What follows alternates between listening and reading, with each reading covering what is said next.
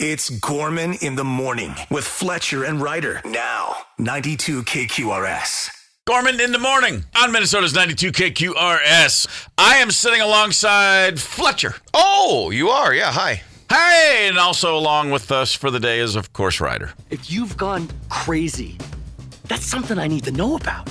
It's very important. Yeah, no, it is. Sometimes, sometimes we don't like to send up smoke signals or wave the red flag. But it's important. You got to let the people know. You got to let your friends know you're crazy. Yeah, especially on a Friday. Yeah. Well, if you've gone crazy, it's probably the easiest thing to hide, but step outside of that comfort zone and just let people know. What is it they say? No one pretends to be crazy. They pretend to be okay. So the more okay your friends are, just know underneath the hood, they're crazier. losing it. Yeah. They're absolutely losing it. Don't open up that hood. With that positive message, let's get the weekend up and running. It's Friday morning. I'm excited. It's Friday, May the 13th. Holy crap, it's June as far as I can tell. At least the next time we're around here, it will be. Paul Fletcher, I'm feeling Minnesota. Give me the headlines. Oh, my goodness. Well, what would it be if almost June and Friday without road construction? From MnDOT. Both directions, not one, but both directions of 494 will be completely shut down between Highway 100 and Highway 77 this weekend. Oh, my. I'm starting when? Stay north. Starting tonight, 10 o'clock. Okay. Expected to last through 5 a.m. on Monday. MnDOT will begin closing on and off ramps along this stretch starting at 8 p.m. tonight. That's ahead of the full freeway closure. Detours in both directions, of course, will be posted, but just go north, people. Go north or stay home. It says to go to Crosstown. Crosstown can't handle that traffic, No. which I will figure out when I'm stuck there Saturday at like 2 o'clock for an hour and a half. Here's the other thing. This is a pro tip.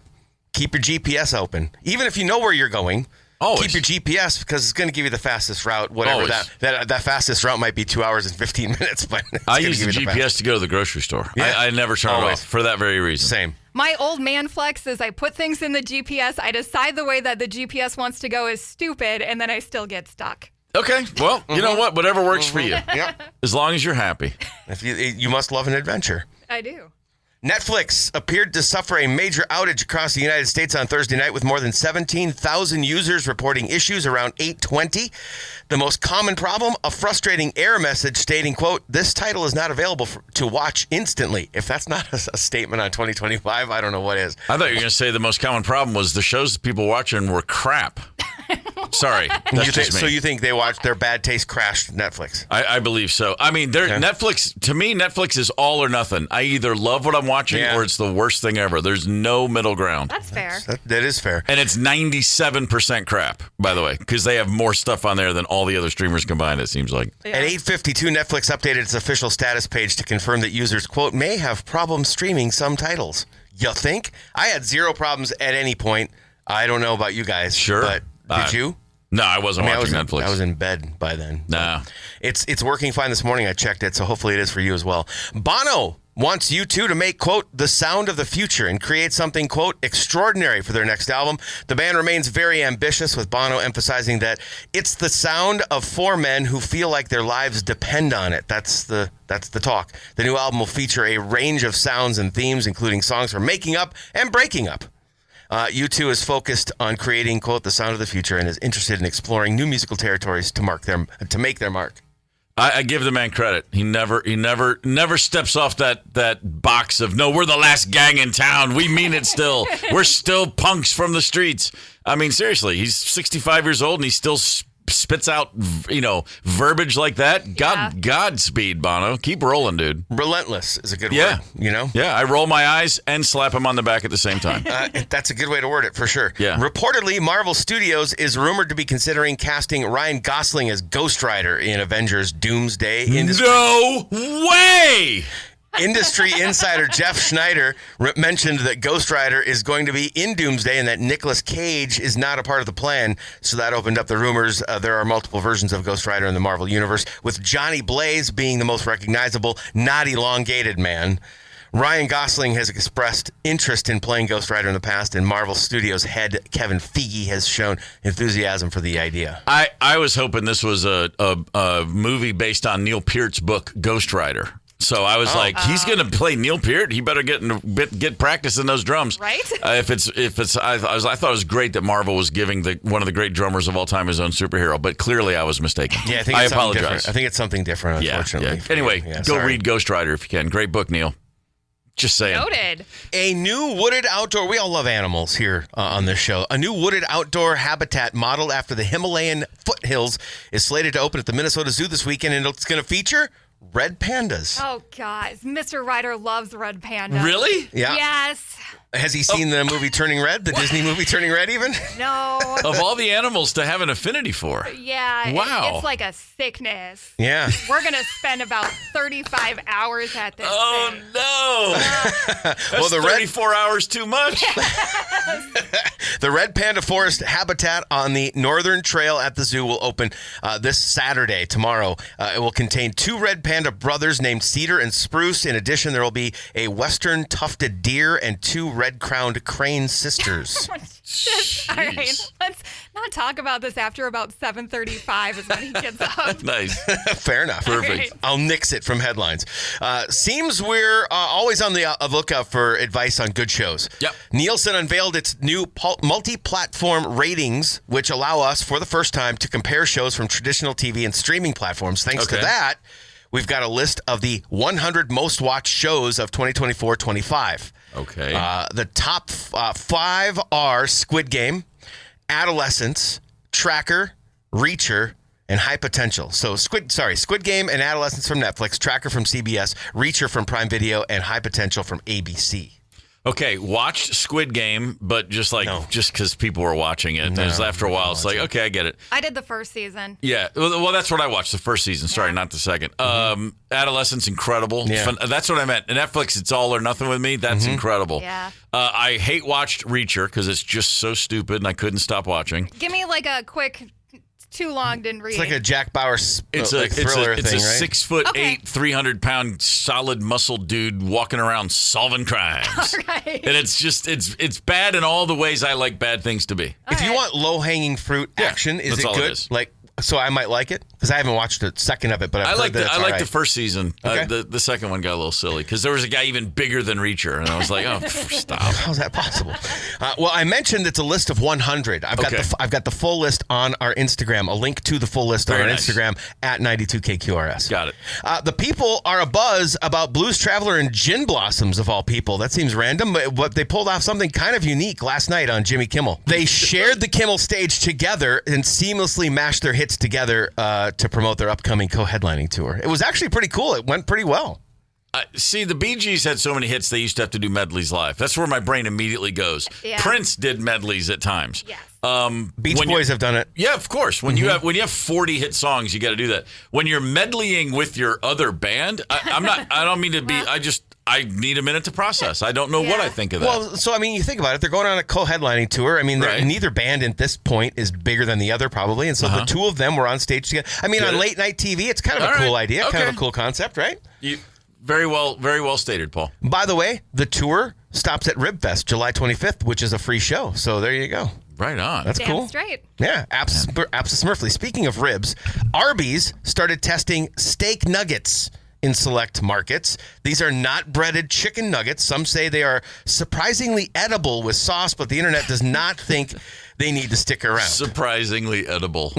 Steak nuggets. Dude, I mean, it's essentially an attempt to do a restaurant version of steak bites. And think about that in a fast food setting. I'm not interested in a steak-flavored rubber ball. That's what it's going to be. Having lived in South Dakota, we did this, and it is called chislick. For all who are familiar, it is right. like flash fried. I think traditionally it's lamb or mutton or something like that, but they do beef and bison and all that kind of stuff. Yeah. Can be done poorly or can be done really well. Right. I got a Chislick, little hot lesson in Chislick shortly after arriving in Minnesota. When I said to someone, I go, what's that? What's that? And then like 13 minutes later, I'm like, okay, fine, relax. Dakota people. Let me make you feel better. Yeah. I've lived in Minnesota most of my adult life. Most of my life, I've never even heard the word chislick until just now. I didn't hear it until I moved to South Dakota. They're real proud of that stuff. How about some sports? Not What much do you got? Not much to get into. No? But hey, if you're thinking of going to a St. Paul Saints game, check the weather. They now lead the minors in weather delays and cancellations. Oh, Wow. crap. 13 games already affected by weather this season.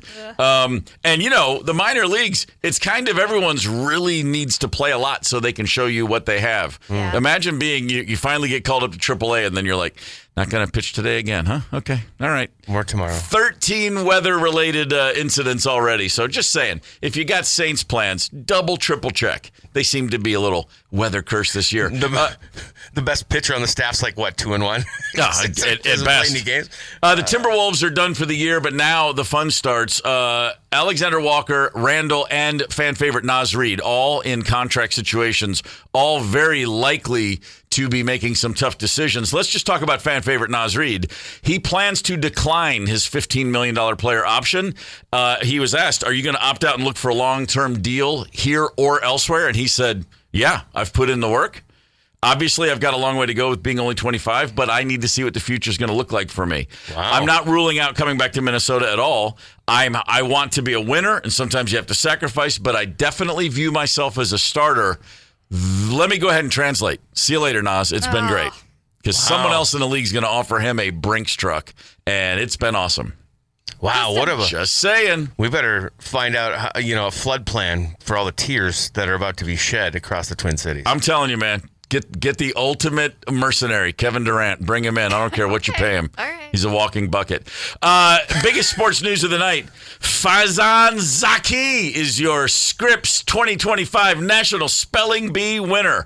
And most impressively, he came in second place last year and rallied to go through the grueling situation, the year of just, these kids read thousands of words a week their whole life. Comes in second and comes back and wins it last night. By the way, his winning word, which is the clearing up of something obscure. Well, we'll just let you hear the audio because, of course, there's nothing better than the Scripps National Spelling Bee. Hi, Faison.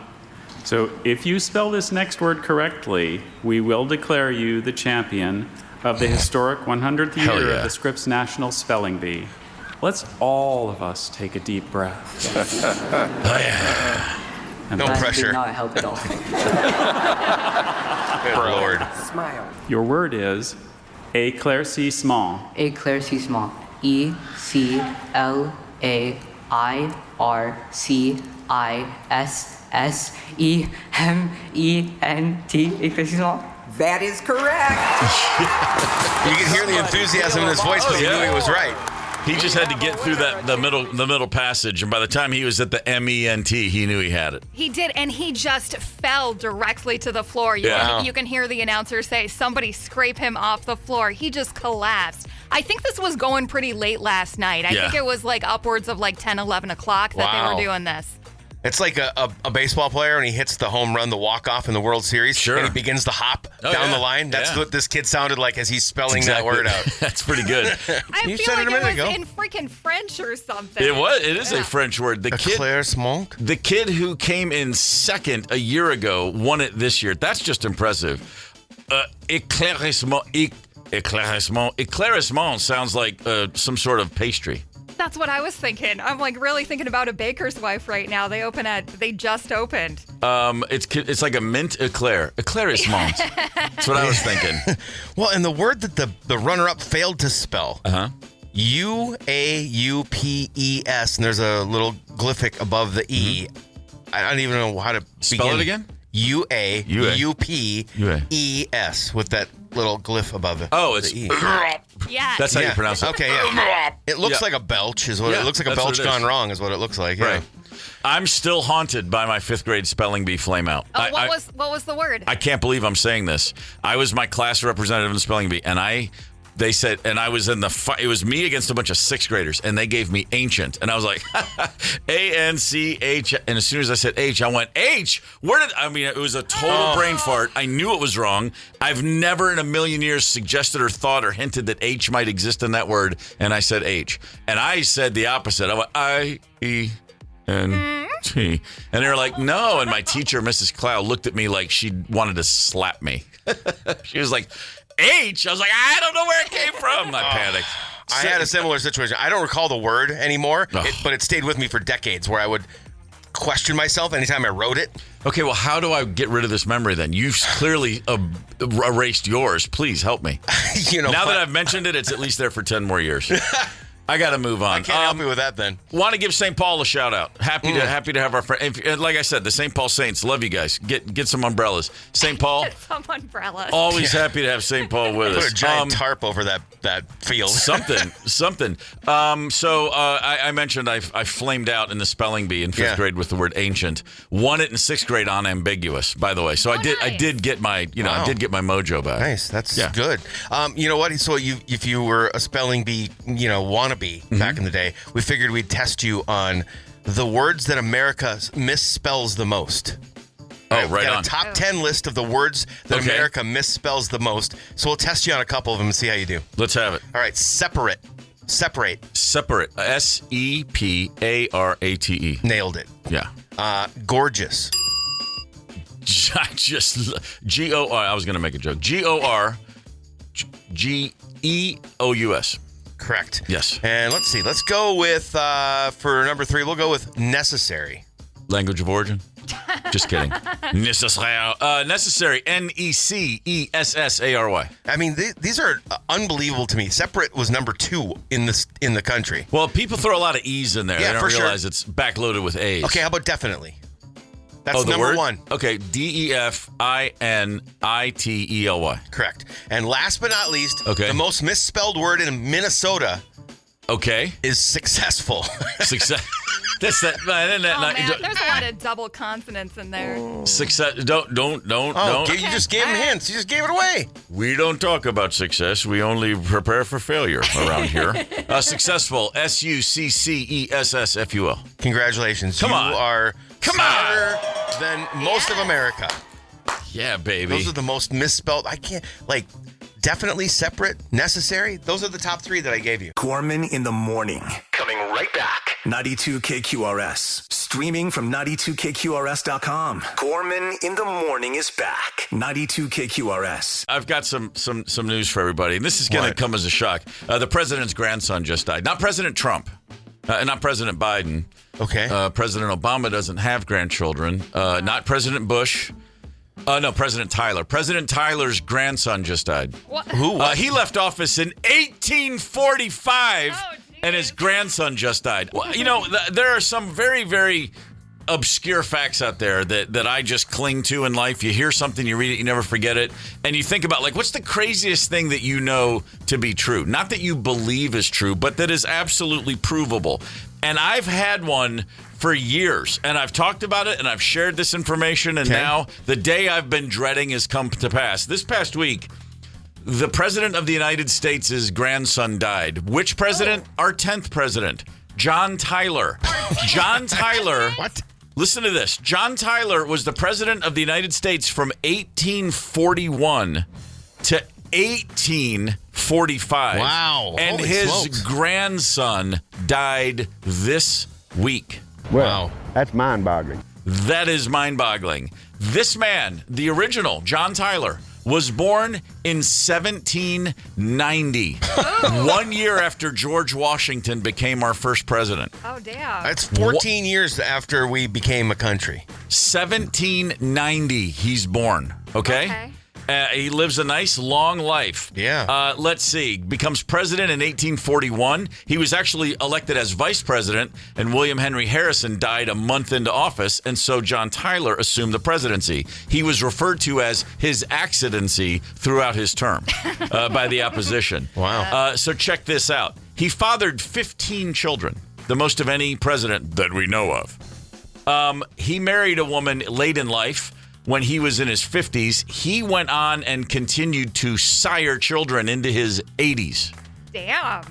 When he was a very old man in he gave his 13th child, Lyon Tyler, was born in 1853. Wow. Wait, they named the kid Lion? Lyon. Okay. Yeah. So Lyon. So he was born in 1790. So then at 63, he fathered his last child, 1853. The kid born in 1853 had a child in 1928 when he was almost 80 years old. Oh. That child just died. So now Holy moly. you've got this insane situation where you have successive longevities, late in life paternities. Yeah. This family has produced 3 generations that span almost the entirety of the American experience so far. That's like 250 years, basically. In 3 Yeah. generations. Astounding. Think of how crazy it is that, like, even just President Tyler living to be 71 in those days. Yeah. I mean, look at the longevity of this. It's Of course. unbelievable. It's absolutely that's incredible. Insane. Not only Wow. did they live a long... Well, you know why they lived a long life? Because they just kept on knocking the nickels out of every woman they met, apparently. They couldn't get enough. Yeah. But they literally rubbed some dirt in it all the time. I've known about this guy, the grandson who just died, Harrison Tyler. I've known about him for years. It's like fascinating to me. Just like there's a guy walking around. He lived in Franklin, Tennessee. I lived in Nashville, right next door. And I always used to think, like, I could just go knock on this guy's door and go, hey, your grandfather was the president, 20 years before Abe Lincoln. Huh. Go figure. He probably would have said, why don't you come in and have some tea? Yeah, he was just walking around Franklin, popping by the Starbucks, I guess, a little town just in the middle of nowhere in Tennessee. It's crazy. Nah, they don't live that long in drinking the Starbucks. I'm just saying. Is that right? Yeah. Yeah, well, then it must have been all the moonshine. So I mean, like, if you go back, like, are there any, I guess Eisenhower still has some living grandchildren. Kennedy certainly does. Yeah. Go back further, Truman, before that, Roosevelt has living grandchildren. Oh, really? You start going back, and then you go, well, hang on, but, like, does Taft? I don't know. Does Harding? Coolidge? Probably not. I'll tell you what, though. But Tyler? Oh, yeah. Yeah, he had a living grandchild until this year. Any of the presidents, anything that's got lineage living right now, they got a tough task. To 3 generations, 250 years, that's pretty, because that's what, right? A grandson, so you're talking a grandfather, father, son. Right. I mean, you're talking 3 generations lasting nearly 250 years. That's a pretty tough task. This is crazy! It's crazy, man. It is crazy. So, all right, but that brings to mind, what's something else that you know that's completely insane? Yeah, like, you know it, it's true, but you still can't believe how completely insane it is. Here's another one for you. By the way, 651-989-ROCK. Text us in or call with your crazy fact that you know to be true. I'll give you another one. Chainsaws were invented originally for what purpose? To assist in childbirth. You don't want to know the details, but that's true. Oh, my. Good Friday morning. We're discussing the fact that John Tyler, the United States of America's 10th president, took over office in 1841. His grandson, not his great-grandson, not his great-great-grandson, his grandson died this week. It's just nuts. In his 90s. He was 96 or 97, and he died this week. His grandpa was born in 1790. One family, the entirety of the American experience, basically. Pretty incredible. That's a true fact that is irrefutable. That's your favorite obscure fact. It really is. It has been for years. And now you're going to need a new one. And by the way, Harrison Tyler, who just died, he had a brother who just died like 4 years ago. There were 2 of them. There were 2 of them forever. That was the craziest thing. And I always wondered, could they just go to the White House anytime they want? Did they still have Secret Service detail? They did not. I do know that. Okay. But I mean, if you walk up to the White House and go, yeah, my grandpa used to be the president, they got to let you in, right? I would think. And you know what, though? Who knows? Because you're now a citizen again, especially if you don't have... When does Secret Service detail run out? Hold on. If Jimmy Carter's grandkid, they're going to be like, let me see some ID. John Tyler's grandson, they're going to be like, yeah, come on in, man. Come on in. Because no one's going to fake that. They know who they are. They probably had someone watching the whole time. Here's another crazy thing that's true, which I just learned recently. Identical twins do not have the same fingerprints. I always just assumed they would. Oh. Yeah. Yeah, you can't pin it on the evil twin with fingerprints. A lot of other ways, but not with the fingerprints. A big jewel heist. What's the craziest true thing that you know? How about that? On the KQRS Facebook page, we asked that question. Here's one, and I took the time to research it during the commercial break, and it's true. And I thought I questioned Rochelle. Dolphins call themselves by name and recognize each other by names as well. Right. They have signature whistles. Dolphins are cool. They're incredibly intelligent. They say they're smarter than we are. They're also the only mammals besides human to have sex face-to-face. That's really? Yeah. Wow. That is my favorite dolphin fact. When you see them, you're like, hey, man, what's he doing over there? Who? You know him. He's over there.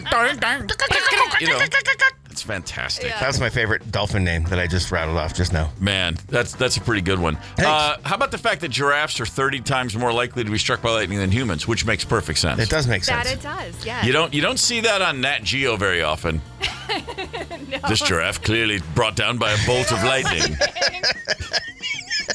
This giraffe was split in half last night. Yeah. One that I heard in grade school, us being provincial, we love Minnesota facts. Sure. One that I learned in grade school that's just kind of stuck with me is that we have more shoreline because of our lakes in Minnesota than the state of California, which is kind of mind-boggling when you think of how long California is along that west coast. You think of it as a coast, right? Yeah, that's pretty good. Yeah. I thought it was it was California, Oregon, and Washington. It was like a bunch of states. Is it? I believe so. Okay. This is my recall from, fifth grade or fourth grade or whatever. Here's another one I learned early that I really like. If you put a random group of 23 people in a room, chances are 2 of them will share a birthday. It only takes 23 people to share. Is that where the 23andMe thing comes from? No, that's like that's a whole different thing. I know. Chromosomes and junk, I believe. So it's I remember because I watched the Tonight Show with Johnny Carson, and he heard that stat and he put a test to it, and he just went to the audience, birthday, and it was like the 16th person matched someone already. Wow. It doesn't take long at all. I have one friend that I share a birthday with, and I didn't meet him until I was in my 40s. I'd never had a friend that we shared a birthday, but chances are someone who shares your birthday. Isn't that weird? My Uncle John and I have the same birthday. See, all right, done. Mm-hmm. Fletch, anybody? Shared birthdays with extended family? Sorry, I was with looking anybody. I was looking anybody you know. Yeah, actually, another radio host here in town. Okay, there you have it. Yeah. Great. I was looking up my Minnesota shoreline fact because my recall goes back to grade school. Right. California, Florida, Hawaii combined, we have more shoreline than all of them. That's nuts. So Ryder was onto something with what she said. Yeah, that's pretty good.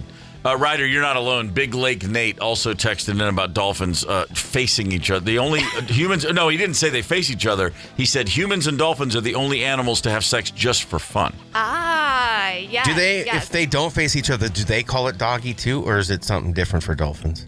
They call it porpoise. They always look down on the porpoises. Right. I will say this.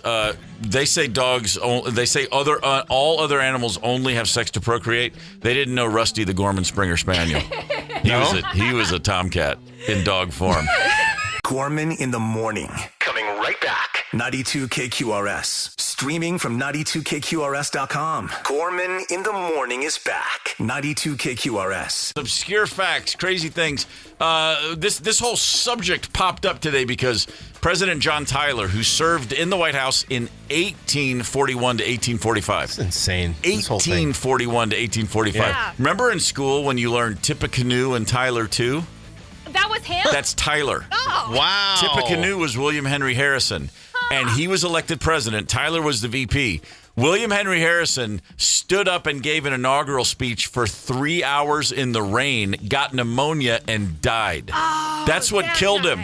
He's Yes. that guy. Okay. Tippecanoe died less than a month or so after taking office because he wouldn't shut up in the rain. And then John Tyler was the president, and he was known as his accidency for 4 years because nobody liked him. It's like, this guy's the president?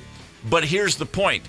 John Tyler's grandson just died this week. His grandson. John Tyler had a baby when he was a really old man, and that baby had a baby when he was a really old man. And so a family in 3 generations has gone from 1790 to 2025, which is completely insane. On the text line, I asked for crazy things that are true. What's the weirdest obscure fact you know? But here's a great one. Check this out. Ron texted in. Good morning, gang. Just a few quick facts. My great-grandfather was born in 1835 and has 1 grandchild still alive. Damn. My uncle joined the Air Force in 1958, and ever since then, the family's had at least 1 person on duty. And lastly, there are more airplanes in the ocean than there are submarines in the sky. Thank you, Ron. That's pretty good. Took me a minute. That last one threw me. I'm still trying to connect the wires upstairs, put that one together. Cleopatra was alive closer to KFC being something than the building of the pyramids. Oh, really? Those pyramids have been around for a minute. Huh. Oh, that's a pretty good one. I like that one. That's mind-boggling. I got one for Ryder, actually, quick, that I just discovered. Oh, is it about red pandas? No, it's about tortoises. Okay. All right. The oldest living land animal on Earth is a 192-year-old tortoise named Jonathan. Steven's met Jonathan. Are you serious? Come on. Isn't he? He's like somewhere not far away. I think he's got a. Is it, or am I thinking of a different one? Let me find out. Well, Jonathan the tortoise. Jonathan No, the St. tortoise. Helena Island is Oh, where no, it's something else then. He's met another really old one. it's been around since 1832. This tortoise. That's pretty good. Good run. Yeah, there's a picture of him in some stupid old tortoise. He does a lot of I'll figure out what it exercise. is. Jonathan the tortoise does a lot of Wow. exercise and eats right. Very, very strong. Hey, the June 20th is the date for the KQ Karaoke Cruise. Paddleford Riverboat's going to be taking us out from Harriet Island over there in St. Paul.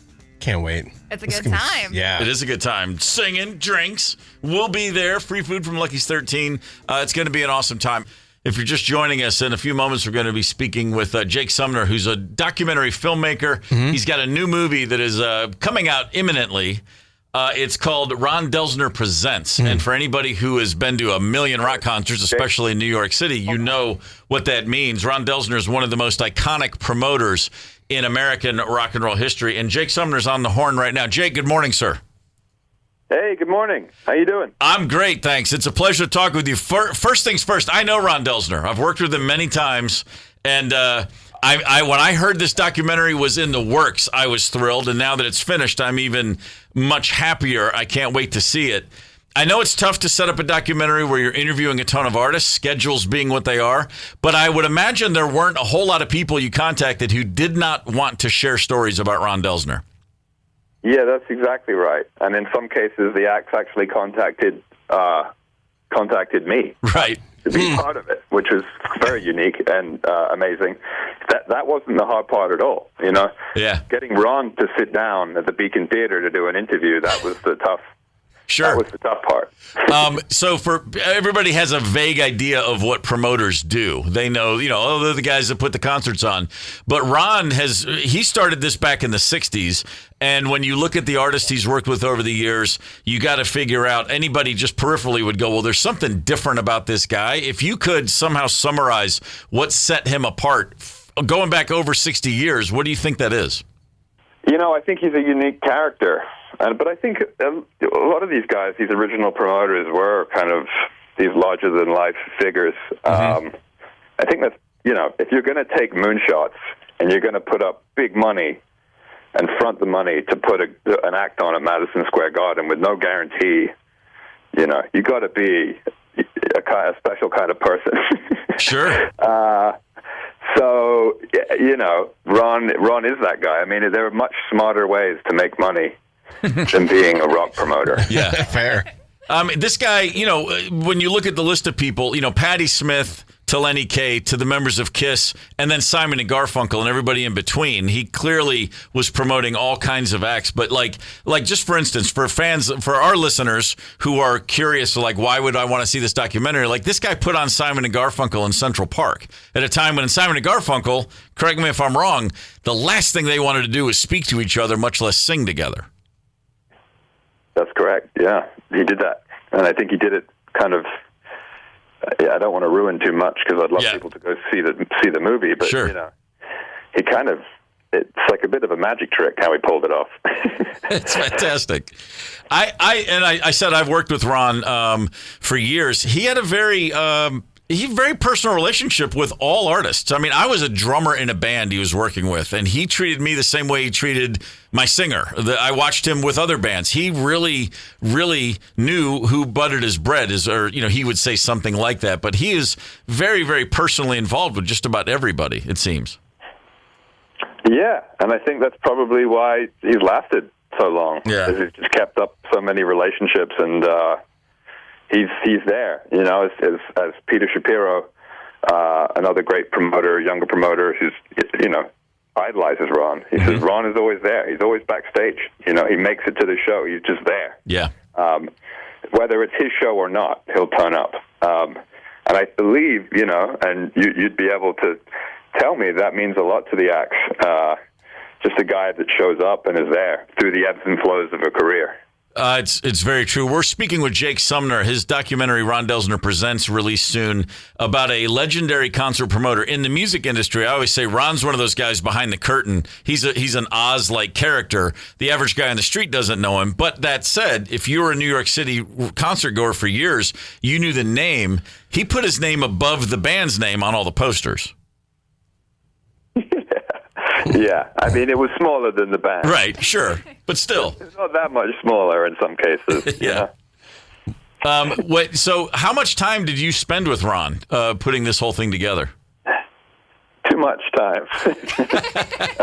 No, a lot of time. I mean, we put a lot of time into it. I mean, a lot of it was editing, but a lot of it was just following Ron around, and there would be no camera. It would just be trying to understand this person. And I spent a lot of time in Ron's basement, actually, at his home in East Hampton, just kind of going through his stuff in this amazing basement of his, which is like an Aladdin's cave of music memorabilia. But then also he's a hoarder, so he just keeps any kind of piece of junk from wherever, and it's all kind of together. There's no hierarchy. So you kind of have to wade through all that stuff, and then you'll just find like an amazing photo of like Ron and like Soupy Sales, or like Ron and like Zappa, and like Ron. There's a great one of like Ron with David Bowie and Springsteen together in the same photo, like after a gig, like just incredible stuff. And then insane merchandise, like every backstage pass. Like it's just an amazing. It's kind of like an interactive museum where you you kind of have to like wait around, and then you just come up across this stuff, which is just part of history. It sounds like he could actually, hey, Jake, my name is Paul. It sounds like he could actually open up the New York City, Museum of Music History, the way it sounds to me. I'm kind of curious about the filmmaking process. That part of it fascinates me. And you mentioned how many people wanted to be involved. What was the editing process like having to, because it sounds to me like you had an embarrassment of riches, so to speak, and a lot of work to pare stuff down to, a consumable size for the rest of us. What was that like? Was that maybe the most challenging part? Yeah, that was tough. That's tough, and that's never easy or fun. And there's a part of me that would love this film to be, an 8 hours, multi-part special. But those things aren't really practical in many terms for a story like this. So we did. It's a 100-minute film. You can't possibly consolidate a career like that, and someone who's done that much into that time. But I think you find the story that you'd like to tell, and you'd find the story that like works in the time. And also, a lot of these stories, sadly, the archival has lost time. There's no record of some of these shows, so we kind of, in some ways, we found shows that where there was great archival to sort of represent these stories, and that Ron had a great recollection of too. So, I like it to think of it kind of as like a patchwork, and it's a patchwork of kind of moments in live music that kind of all together tell a bigger story. Jake Sumner, director of the documentary Ron Delsener Presents, with us on Gorman in the Morning. I know people that aren't familiar with Ron. I can imagine anybody seeing this that's a rock fan would find a connection to him. He's an oddly personable guy. As unique as he is, he's somehow very relatable, I would imagine, at the same time. Last question. When you finally showed Ron the film, I'm assuming he's seen it. What was his response? Well, we premiered this film at Tribeca Film Festival, and Ron we'd been trying to show him before Tribeca, to show him the film, but he was so busy with stuff, and as he tends to be, it just always has something that we couldn't find a time to screen him, so he saw it for the first time at Tribeca, and I was very nervous about what's Ron going to think of this. But he's such a promoter. He was just worried about are people that are watching it going to be taken care of? Is there good food after the show? Are the seats comfortable? He kind of snapped into promoter mode. But when he saw the film, he loved it. It's fantastic. I think he enjoyed it. I think it was nice and fun, and I think he had a good time watching it, you know? Oh, that's great. What a relief for you. Jake, thanks so much for taking the time. Can't wait to see the film. Hey, thanks so much for having me on. You got it. Take See care. He said Ron always shows up. It means a lot to the artist. That guy, I mean, literally, Ron's in his 80s now, and I know a lot of people that have worked with him over the years and still do. He still goes to every gig in town. I mean, like in the mid 90s, I'd be like, there was the Black Crowes used to play the Beacon Theater on the Upper West Side all the time. And you'd see Ron like 6:30, walk down to catering, grab a cup of coffee, and he'd be standing there. He'd be like, "Hey, Ron. Hey, how's it going, kid? How's your hands? How you doing? Hey, yeah, good. And then like 2 hours later, you'd see him upstairs, and he is just coming in from another venue that he had to go run over to, and then he's on his way to it. He'd have 6 shows in the city at the same, and he'd be at all 6. Damn. I mean, seriously, he's been that way for 60 years. God. The guy he put the Beatles in, their first trips to New York. He's the guy who said after they left the Plaza Hotel, "Hey, let's get all their towels and linens and all their stuff and sell it to the fans." Really? He's been around for everybody I've ever met in the industry has a Ron Delsener story. He's just one of those guys. And I know it's not a household name, but if you're listening, you're like, well, who cares? I'm telling you, I guarantee this documentary is going to be fantastic. It looks fascinating to me. Yeah, 100%. Yeah, just as a music fan. Like, forget that I'm sitting here as a radio guy. As a music fan, I'm totally intrigued. You know what I mean? And I also think it's funny when you say 60 years of doing that. Yeah. And I'm like, I didn't get enough sleep last night. I'm not going to go to that show tonight. He does not sleep. In 2005, the Black Crowes reunited after we'd been away for like 3 or 4 years. And I didn't come back initially. The band did like a month of shows with when I wasn't there. And I finally decided to go back. And they had already done a series of gigs in New York City that Ron promoted. And then the next time we went back we were in Connecticut at a gig. And I'm just in a dressing room, and he's the kind of guy who doesn't knock. It's his dressing room. Of course it is. And he just opens the door. He walks in, and he goes, "Where is he? Where is he?" And I look up. I said, "Hey, Ron." He goes, "Where the hell were you? The hell? The hell's wrong with you?" I go, "It was complications. We had to work through a few things." He goes, "You should have called me. I would have had that figured out." And I'm like, man. "Yeah, that's okay though." But he's just had to come in and give me grief. And he was literally like, "What are you, stupid?" He's just awesome. He's the best. Ron Delsener Presents. I cannot wait to see it. Gorman in the morning. Coming right back. 92 KQRS. Streaming from 92KQRS.com. Gorman in the morning is back. 92 KQRS. Gorman in the morning on Minnesota's 92 KQRS with Fletcher and Ryder. Good Friday morning. It's the end of May, for crying out loud. Already. Man, we are steaming through 2025. Yeah. Right now I'm feeling Minnesota, which is my way of asking Paul Fletcher to share some headlines. Good Yontif, then. From MnDOT, here we go. Both directions of 494 will be completely shut down between Highway 100 and Highway 77 this weekend. I mean, all you can do is laugh about it because it's insanity. Yeah. I remember the good old days, like, say, 2 years ago, when I would have gone, now, where is that now? And now I just shudder and think, oh, my God, what a nightmare. Sorry, Bloomington. God. The closure begins at 10 o'clock tonight. However, they will begin closing on and off ramps along this stretch of 494 starting at 8 p.m. And that'll go through 5 a.m. on Monday. Mm-hmm. Detours, of course, in both directions will be posted. So keep an eye out for those. And just have your GPS open no matter where you're going, because... man, oh, man. I ain't going anywhere near there. I can tell you that right now. I have no interest. Netflix appeared to suffer a major outage across the United States on Thursday night, with more than 17,000 users reporting issues around 8:20. Then around 8:52, Netflix finally officially addressed it and said, quote, "You may be having problems streaming some titles." I would say yes. A frustrating error message was appearing for users that said, quote, "This title is not available to watch instantly." And we know how instant 2025 is, so I'm sure people were freaking out. Okay, 173 million Americans were on Netflix last year, and about 40% of them say they watch it every day.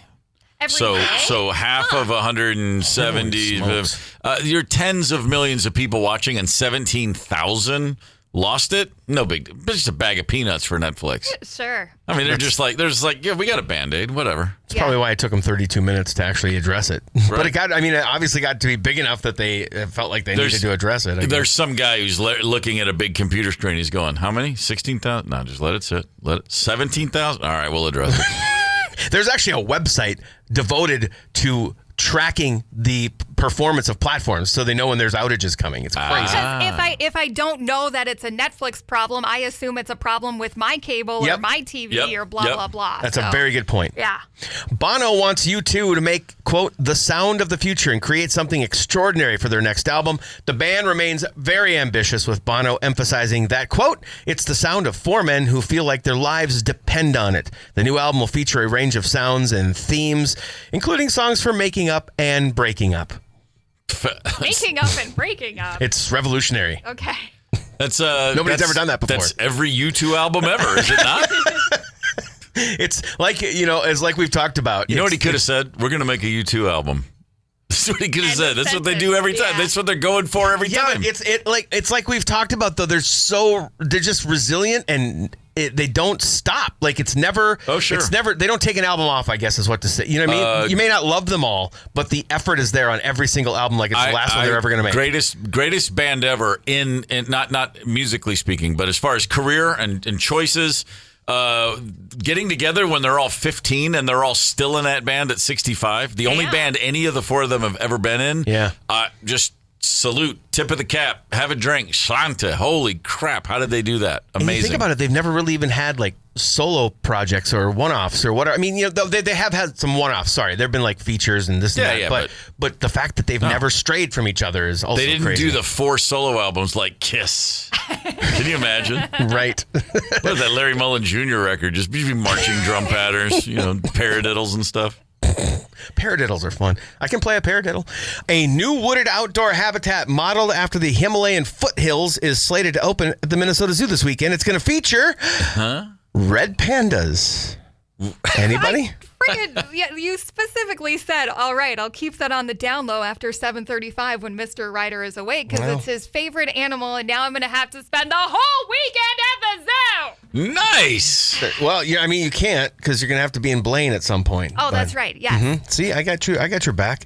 Where am I? Here I am. They're also going to have cranes and a deer. The Northern Trail at the zoo will open tomorrow. It'll contain 2 red panda brothers named Cedar and Spruce, 2 red-crowned crane sisters, and a western tufted deer. So there you go. Then. Fair enough. So you get your Thanks, deer, everybody. Yeah, your deer, your crane, and your red pandas. We love animals. Seems we're always on the lookout for advice on good shows, right? Yep. Okay. Nielsen unveiled its new, quote, multi-platform ratings, which allow us for the first time to compare shows from traditional TV and streaming platforms. And thanks to that, we've now got a list of the 100 most watched shows of 24-25. Here are the top 5. Squid Game from Netflix, 27.1 million viewers. Adolescence was number 2 on Netflix. Tracker from CBS was number 3. Reacher was number 4. And High Potential on ABC. Reacher from Prime Video. High Potential from ABC was number 5. Okay. So, I mean, if you're looking. Yeah. Adolescence. Can't recommend it highly enough. Yeah. Still one of the greatest things I've seen in a long time. I haven't Only 4 episodes. You can knock it out in a couple of days. Yeah, and I don't think it's for everyone. I'm surprised this many people have watched it. You and me both. I think it's a positive sign that many people have watched it. Okay, yeah. It means that people have feelings and stuff and care about a lot to think about. I mean, humans. There's a lot of getting uncomfortable watching that. Yeah. Oh, yeah. So, and that's just not for some people. Yeah, right, very true. Right, 100%. Well, the full list of 100, by the way, on our Instagram at 92KQRS. People are abuzz about Blues Traveler and Gin Blossoms. They pulled off something kind of unique last night on Jimmy Kimmel. Okay. So they mashed their hits together, and they took the stage together, mashed their 2 hits together to promote their upcoming headlining tour. I don't know that that's been done too often on late night TV. DJ Cummerbund? Just do it yourselves. Is that your DJ name? No, that's the guy that does all the mashup videos. Oh, okay. We got a lot to catch up on. Okay, we'll do that. Okay, so is this like a sneak preview of their encore? Is just going to be the 2 of them coming on stage and doing the big hits? That'd be great. Wouldn't that be great? Yeah. They do take that and you could do Follow You Down and Hook, mash those 2 together for the encore too. That'd be great. By the way, that tour, if you're interested, stops at Rib Fest on July 25th, which is a free show. Rib Fest. Where does Rib Fest go down? Ribsy, Minnesota? Is that St. Paul? I believe that's St. Paul. Huh. All right, fair enough. Could be at Canterbury these days, but I think it's St. Paul. I like ribs. Yeah. I mean, my interest is peaked. Yeah. Reportedly, Marvel Studios is rumored to be considering Ryan Gosling as Ghost Rider in Avengers Doomsday. He's expressed interest. Kevin Feige, the head of Marvel, has expressed interest. And so you have to just imagine that it's probably going to happen. Ghost Rider has been portrayed by Nicolas Cage in the past. He's not a part of the plan. And I guess that has opened up the rumors of Ryan Gosling. When you can't get Cage, call Gosling. That's old Hollywood 101 right there. Is Sure it? it Is is. it? That's the plan? That's You know for a fact That's it the is. map? All right. Fair enough. That's what I got. The Timberwolves head into the offseason. Nickeil Alexander-Walker, Julius Randle, Naz Reid, all big question marks. Alexander Walker's an unrestricted free agent. He gone. Julius Randle and Naz Reid can both opt in and stay. I imagine Randle will, but Naz Reid has already said he doesn't expect to. He's going to decline his $15 million player option. He's 25 years old, which is astonishing. It feels like he's been playing forever. I can't believe a human being can grow to be that ginormous in 25 years. Well, I feel like it should take more time. By the way, Wemby, the kid on the Spurs, Wembanyama, the French center, they say now he's still growing. 7'7" is the new word on the street. And he is an athlete. That kid is unlike anybody who's ever played before. Legitimate freak. Back to Naz Reid. He says, I wouldn't rule out being a six man. You know, I want to win, most importantly. But at the same time, he says, I've worked hard enough. I think I'm good enough to be a starter in this league. And I guarantee you there are a lot of GMs around the league who are going, yes, he can come start for us. And I'll give him a whole lot more money than Minnesota has. Yikes. So I would be preparing to say, thanks for everything, Naz. Oh, boy. It's a tough one. I know. That tour is going to go on for a long time. The goodbye tour. The most exciting moment in sports of the week is, of course, the 2025 Scripps National Spelling Bee. Yeah. Last night, Faizan Zaki came in. We all remember him from last year. He came in second place. True story. Came in second place last year, but this year, number 207, Faizan brought home the cheese. Hi, Faizan. So if you spell this next word correctly, we will declare you the champion of the historic 100th year of the Scripps National Spelling Bee. Let's all of us take a deep breath. Yes. And That did not help at all. Smile. Your word is éclaircissement. Éclaircissement. ECLAIRCISSEMENT.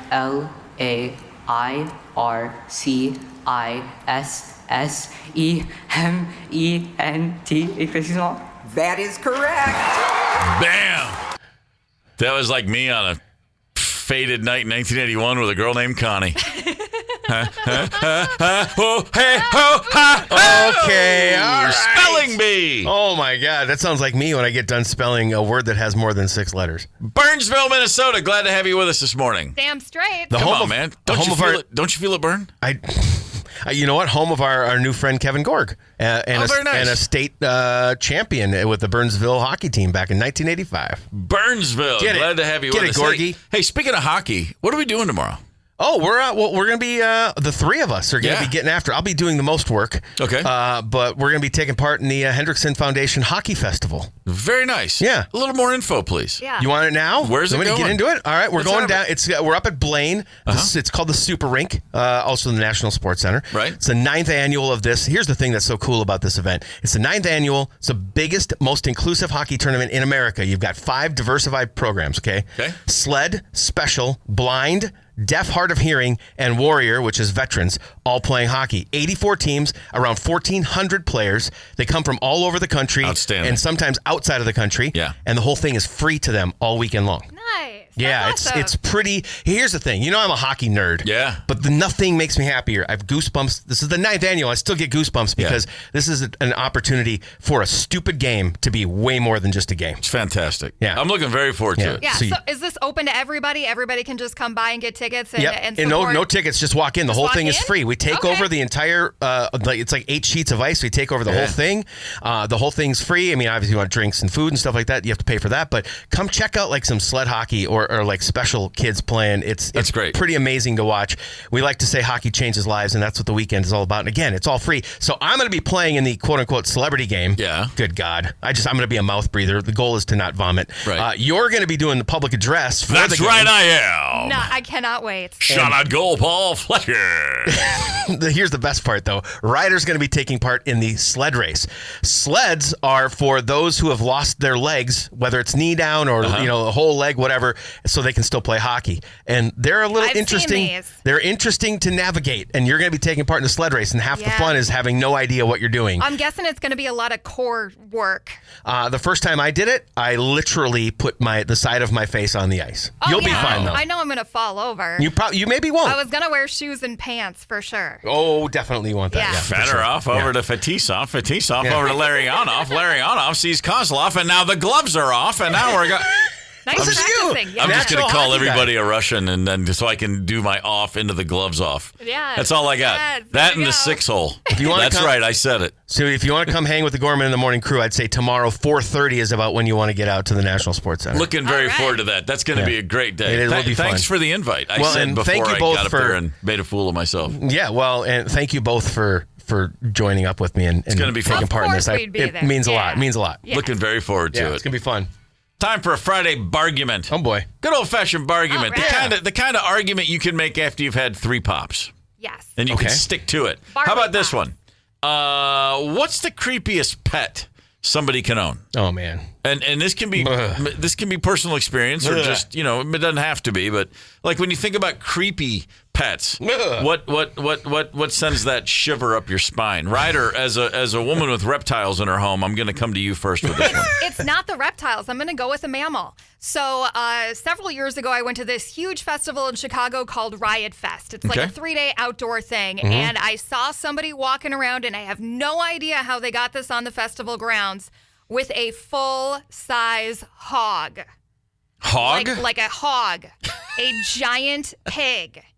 Really? It was just it was just sniffing around. They had it on a harness. It was just walking around right next to the person who was enjoying a really, really loud rock and roll. And the reason that is the creepiest pet is because hogs are the most efficient way to get rid of a dead body. Well, there is a lot to be said for that. Mic drop there. They are also very intelligent. Hogs they say they're smarter than dogs. Too smart, right? Yeah, Yes. sure. So there you go. That's the answer. I'm not accepting any other submission. They're so smart. They were the first animals to come to humans and say, no, really, I can get rid of those fingerprints.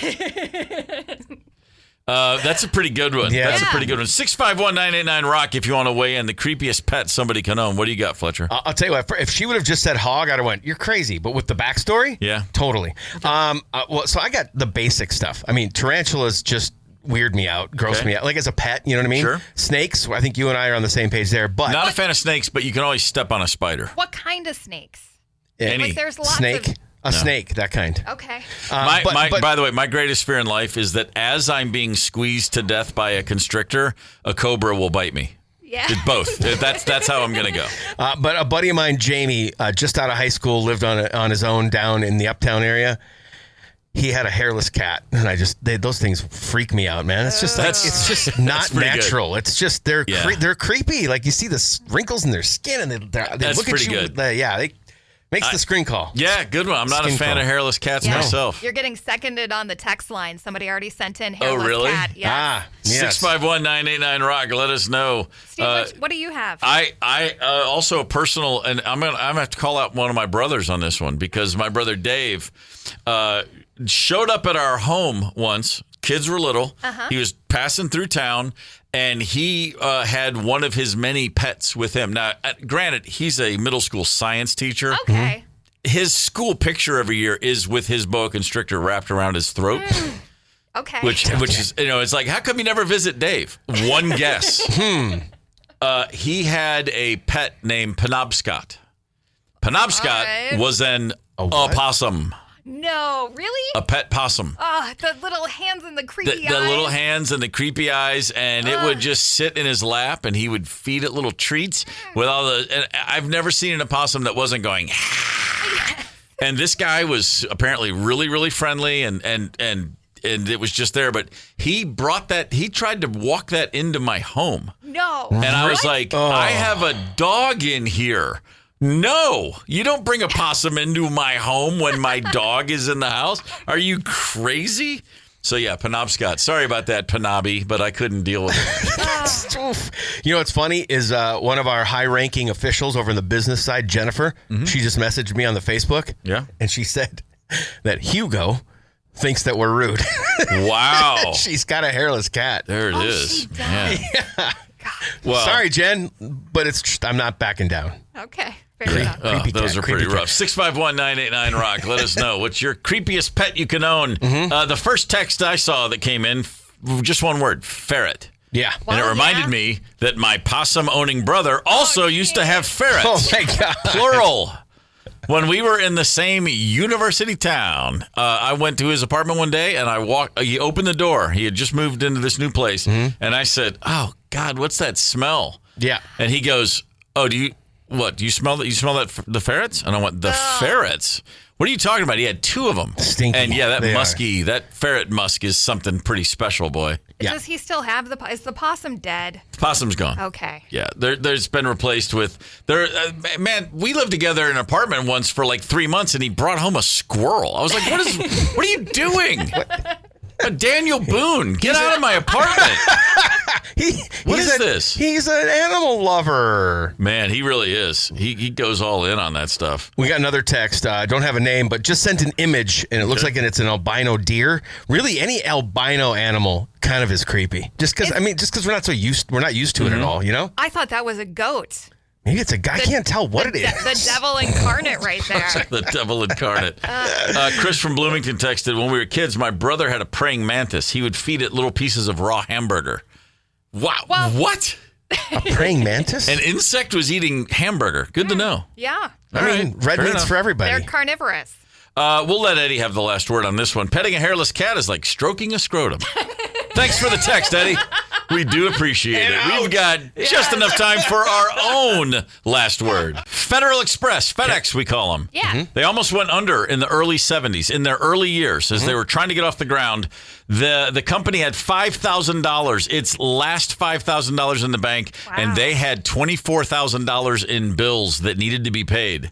Wow. And the reason they still exist today is because they're the founder of that company, Fred Smith. He took that last $5,000 to Las Vegas. No, really? Sat at a blackjack table and won $27,000. Some people hit base hits and some people hit home runs. That right there is what we call the American dream. Arthur Smith, one of Fred Smith's sons, former head coach of the Atlanta Falcons, and now the offensive coordinator of the Pittsburgh Steelers. Wow. I would imagine the wealthiest coach in football history is the heir to FedEx. Yeah. When they go, Arthur, we need to reevaluate your contract, he's like, whatever. I'm cool. I don't care. All right, there's your last word. I like it. Let's see. We have a big weekend tomorrow. Hockey game tomorrow. Hockey event, I should say. Hendrickson Foundation Hockey Festival out at Blaine. 4:30 is about the time you want to show up. If you want to see me, Steve, and Ryder, we'll be participating in various ways of just a truly remarkable event that's going on this weekend up in Blaine at the Super Rink National Sports Center. You can go to HendricksonFoundation.com to find out more instead of me going to all the details. It's going to be It'll great. Be fun. What's coming up next on this very radio station, Fletcher? So I looked ahead, and the music that I've got set so far has a bit. I've noticed the first 5 or 6 songs all have a bit of a fight or flight theme. Okay. So we're going to do that to get things started, and then KQ Karaoke Cruise Passes again at 12:30. Text keyword. Sounds like a plan. Have a great day, everybody. Have a great weekend. This is Minnesota's 92 KQRS. Gorman in the morning is also Gorman on the go. Get the 92 KQRS app and stream live or catch the Gorman in the morning podcast anytime. 92 KQRS.